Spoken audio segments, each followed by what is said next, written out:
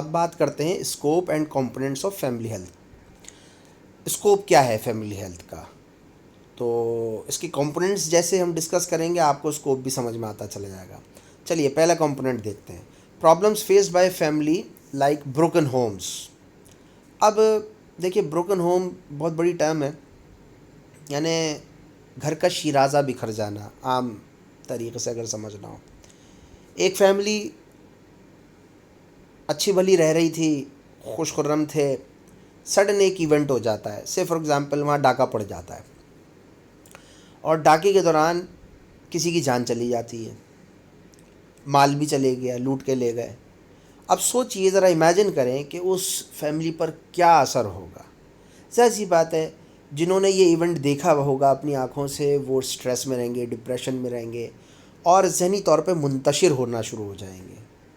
تو یہ بھی ایک مثال ہے بروکن ہومز کی، اور اس کو سائیکولوجیکل پرسپیکٹیو میں ڈیل کرنا بہت ضروری ہو جاتا ہے. یا سے فار ایگزامپل ایک چھوٹی سی فیملی تھی، میاں بیوی بچوں کے ساتھ، اور میاں بیوی میں لڑائی شروع ہو گئی اور سپریشن ہو گئی.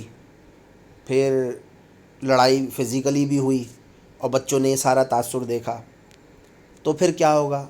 یعنی وہ پیرنٹس تو نقصان میں رہے ہی رہے، بچے بھی ذہنی طور پر نقصان میں رہیں گے اور ان کو ایک صدمہ لاحق رہے گا، ان کی پرسنالٹی میں ڈس آرڈر آنا شروع ہو جائے گا. تو بروکن ہومز کی بہت بڑی ٹرم ہے. یعنی یہ ایسا نہیں ہے کہ فزیکلی گھر ٹوٹ رہا ہو، یہ جو بانڈنگ ہوتی ہے نا فیملی ممبرس میں، جو ایک لو اینڈ افیکشن کی جو ایک پاور ہوتی ہے فیملی میں، اگر وہ متاثر ہو جائے تو بہت زیادہ ڈسٹربنس ہوتی ہے.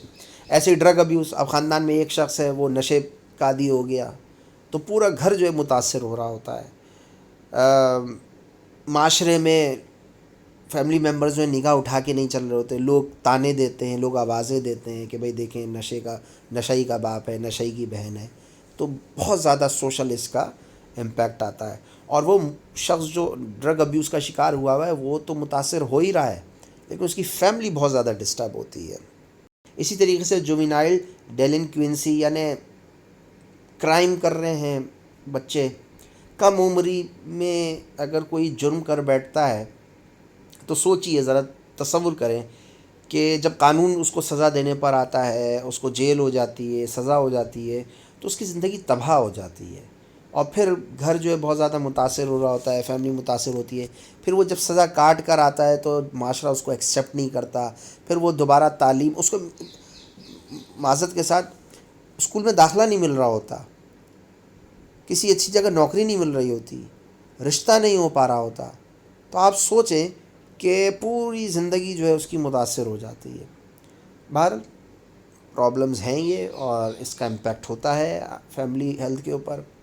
ڈسیبلٹی اینڈ ریہیبلیٹیشن، ایکسیڈنٹ ہو گیا فیملی ممبرس میں، کسی کا آنکھ ضائع ہو گئی، نابینا ہو گیا، وہ ہاتھ ٹوٹ گیا، کام نہیں کر سکتا، پیر ٹوٹ گیا، چل نہیں سکتا. اب ایسا متاثرہ شخص جو ہے وہ فیملی کے لیے ایک ایکسٹراڈینری اٹینشن اس کو چاہیے. یعنی فیملی ممبرز جو اس کو سپورٹ کریں. بگننگ میں سمپیتھیٹیکلی سب سپورٹ کرتے ہیں، لیکن آہستہ آہستہ اپنے ڈیلی روٹینز میں وہ ڈیوائیڈ ہوتے چلے جاتے ہیں، اور وہ جو متاثرہ شخص ہوتا ہے وہ اکیلا رہ جاتا ہے، پھر وہ نان پروڈکٹیو ہو جاتا ہے. اب یہ بات بھی غلط ہے. دیکھنا یہ چاہیے کہ جو ہو گیا نقصان وہ ہو گیا، مزید نقصان نہ ہو. اگر ایک ہاتھ گیا ہے تو دوسرے ہاتھ تو سلامت ہے، دوسرے ہاتھ سے اس کو کام کرنے کی ٹریننگ دی جائے. اگر وہ ایک ٹانگ سے متاثر ہو گیا تو بیساکھی دے کر، ویل چیئر دے کر اسے کام پر لگایا جائے، اس کو انیبل کیا جائے. یعنی اگر کوئی شخص معذور ہو گیا ہے تو اس کو یہ نہ سمجھا جائے کہ وہ ناکارہ ہے. اگر ایون وہ ہاتھ پیر سے بالکل زیرو ہو گیا ہے تب بھی اس کا ذہن تو چل رہا ہے نا. تو اگر اس کی انٹیلیکٹ ایبلٹی برقرار ہے، اس کی ذہنی صلاحیت اچھی ہے، تو اس کی ذہنی صلاحیت سے فائدہ حاصل کیا جائے، معاشرے کو بینیفٹ ملنا چاہیے. تو یہ ساری چیزیں ہیں، یہ بھی فیملی ہیلتھ میں آتی ہیں. ایسے ہی ان میرڈ مدرز ہیں، یہ ایک معاشرے کا بڑا مسئلہ ہوا ہے ان میرڈ مدرز کا.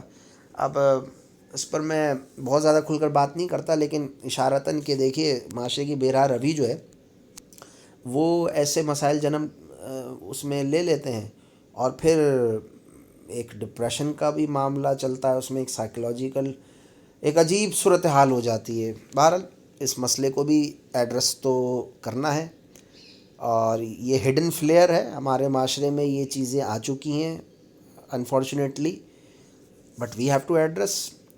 پھر teenage pregnancy more or less, اچھا ٹین ایج پریگننسی ہے کہ جلدی شادی ہو جاتی ہے، ٹھیک ہے جی شادی ہو گئی، لیکن اب اس میں جو کیئرز ہیں وہ نہیں پتہ، اویئرنیس وہ نہیں ہے لوگوں کو کہ بھائی اب شادی کے بعد کیا کیئر کرنی ہے، کس طریقے سے اپنی ہیلتھ مینٹین کرنی ہے، تو یہ ایشوز آتے ہیں۔ نیکسٹ ایشو جو ہے نیکسٹ پریزنٹیشن میں ڈسکس کرتے ہیں۔